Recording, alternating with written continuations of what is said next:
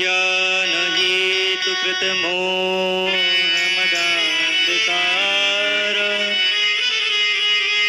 नाशं विदाय हि तदो दयते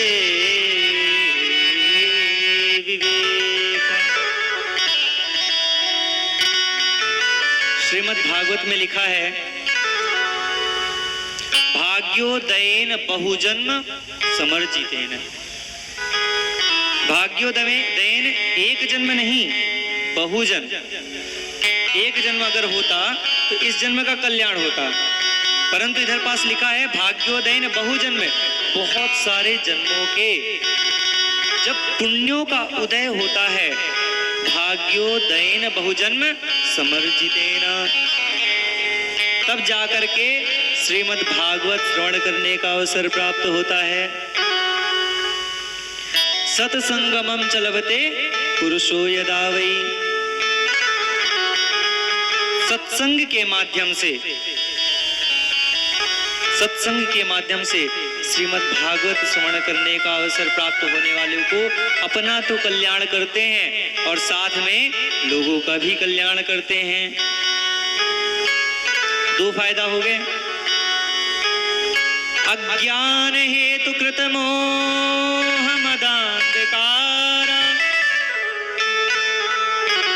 जो आजकल संसार में अज्ञान रूपी जो बुद्धि हमारे मन में, अज्ञान हेतु मृत, जो अज्ञान रूपी बुद्धि है, ये क्या है?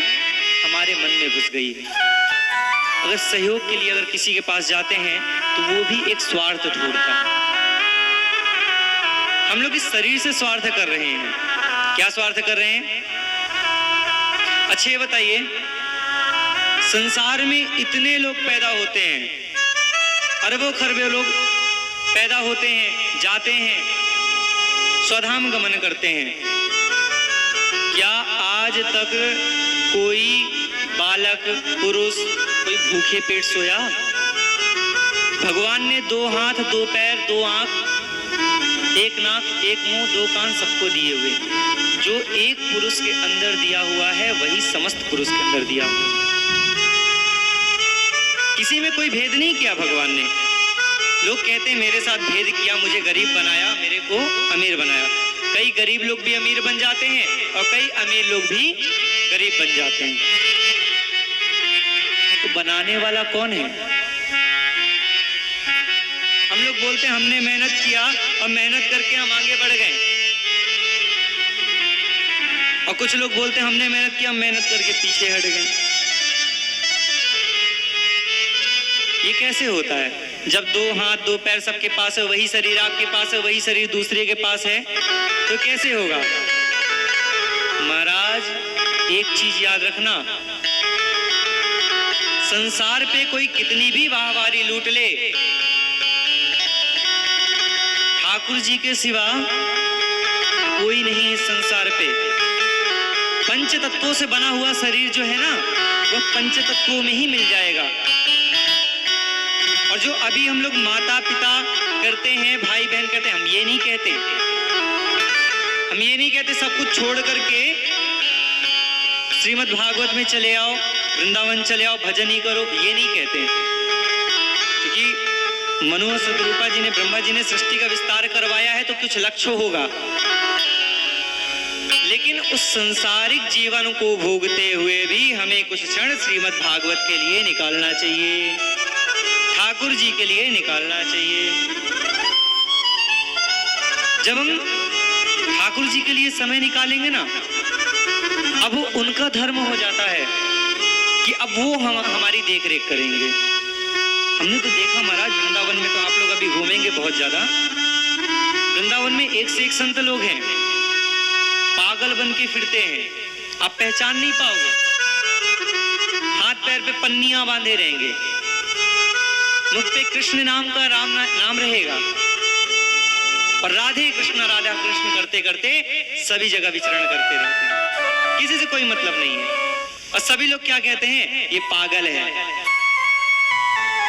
महाराज वो पागल नहीं है, वो तो सबसे होशियार है, हम लोगों से तो होशियार है ही। उसने समस्त सागर संसार सागर से त्याग करके और भगवान श्री कृष्ण के चरणों में रति लगा ली। ना संविदाय हि तदोदयते विवेका। 3 फायदा हो गए। चौथा क्या है? ना संविदाय हि तदो। हमारे जो पूर्व जन्म के कृत्य हैं, इस जन्म के कृत्य हैं, मनसः वाचः कर्मणः। हम लोग 3 प्रकार से पाप करते हैं। मन से कैसे पाप होता है? कोई व्यक्ति सामने बैठा हुआ है, हमारे मन में आ गया काश ये गड्ढे पे गिर जाए, और गड्ढे पर गिर जाएगा तो हमारा तो कुछ नहीं मिल रहा है, न जा रहा है, लेकिन हम तब भी उनका द्वेष चाह रहे हैं। क्यों चाह रहे हैं भैया? हमारा क्या लिया? तब भी चाह रहे हैं। तो ये कौन सा हुआ पाप? मनसा। ये भी पाप में लगता है। वाचा। दूसरा आता है वाचा, जो हम मुख से पर डे जो राम नाम लेते हैं, यदि उसका पुण्य हमें मिलता है तो क्या हम जो गालियां देंगे, गलत बातें बोलेंगे, तो क्या उसका पाप नहीं मिलेगा? जब उसका पुण्य मिल रहा है तो उसका पाप क्यों नहीं मिलेगा? अवश्य मिलेगा। और तीसरा कर्मणः, जो कि सभी लोग जानते हैं कि जैसी करनी वैसी भरनी। तो 3 प्रकार से पाप करते हैं।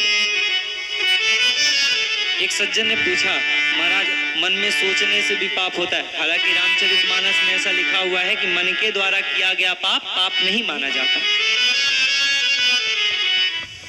लेकिन श्रीमद् भागवत में 3 प्रकार से पाप का वर्णन किया गया।